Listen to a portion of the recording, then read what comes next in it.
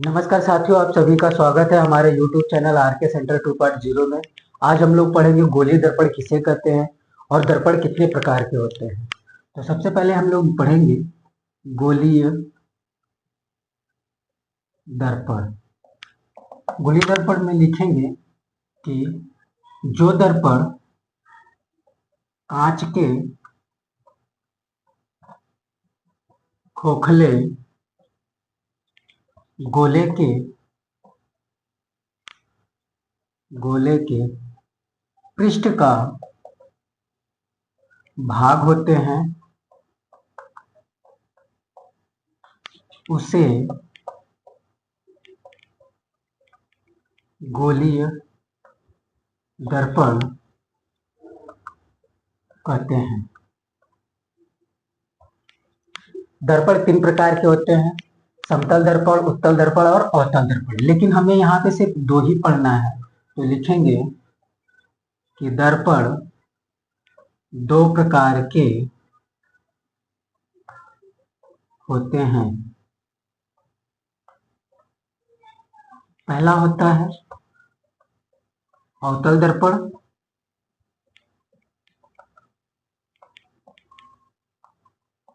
और दूसरा होता है उत्तल दर्पण।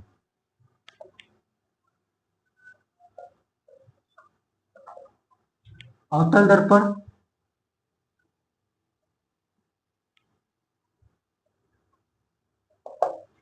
अवतल दर्पण का जो खोखले गोले का कटा हुआ भाग होता है, जैसे ये कोई खोखला गोला है और इसको हम यहाँ से काट दे तो ये कटा हुआ भाग कुछ ऐसा दिखेगा और इसके उभरे हुए भाग पर पॉलिश कर दे और ये परावर्तन तल बन जाए या परावर्तन होने लगे प्रकाश का, तो ऐसे हम बोलेंगे कि यह अवतल दर्पण है। अगर यही खोखले गोले को अगर हम यहाँ से काट दें और कटा हुआ भाग कुछ इस प्रकार बने, तो यहाँ से अगर हम पॉलिश या कलई कर दे और यह प्रकाश का परावर्तन करे तो इसे हम बोलते हैं उत्तल दर्पण।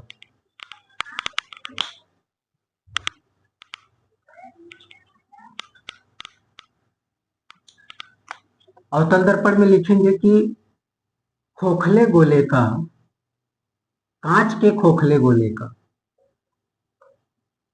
कांच के खोखले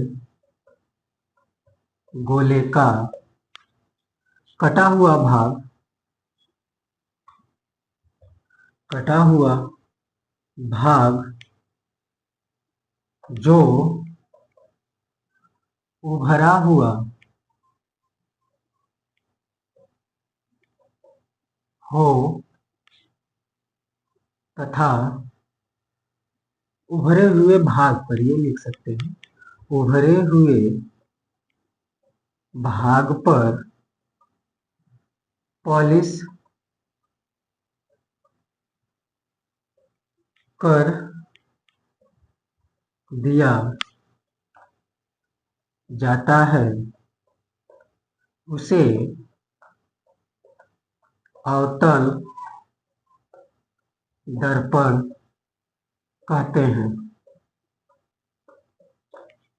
इसका अगर हम फिगर देखें, जैसा कि मैंने बताया, यह इसका फिगर बनेगा और यह मुख्य अक्ष होगा और मुख्य अक्ष दर्पण को दो बराबर भागों में काटती है। अभी हम आगे पढ़ेंगे और इसे हम लोग बोलते हैं अवतल दर्पण। ये अवतल दर्पण का चित्र होगा। इसी तरीके से उत्तल दर्पण के बारे में जानेंगे।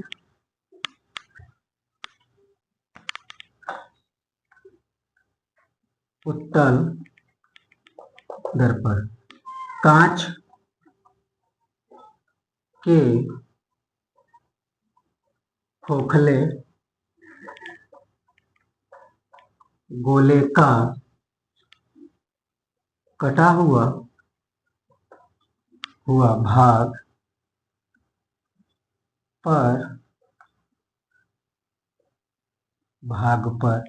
पॉलिश कर दिया जाता है उसे उत्तल दर्पण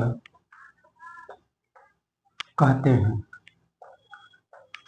उसे उत्तल दर्पण कहते हैं। उत्तल दर्पण का जो चित्र बनेगा कुछ इस प्रकार से होगा और इस पे पॉलिश या कलई कर देंगे और यह मुख्य अक्ष होगा और यह हमारा हो जाएगा उत्तल दर्पण।